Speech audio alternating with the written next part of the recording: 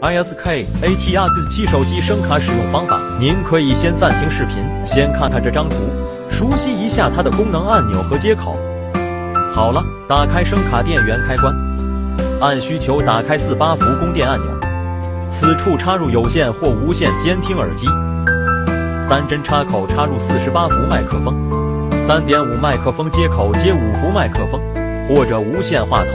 伴奏接口可以接手机或者电脑进行伴奏音乐输入，连接直播手机可以选择 OTG 数字音频输出接口或者3.5音频输出接口，接好线就可以开启直播了。还有一些不常用的接口，大家可以对照说明书了解下，很简单的哦。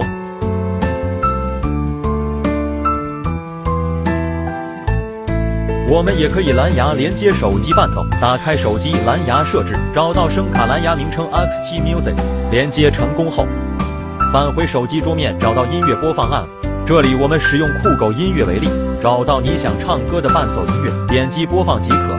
声卡面板各旋钮都可以先旋转到1点钟方向，话筒音量推子推到70，低中高音推子推到50，戴上耳机监听声音效果，再进行微调。模式切换。领唱跟唱参考说明书，电音变声特效音直接按对应按钮即可。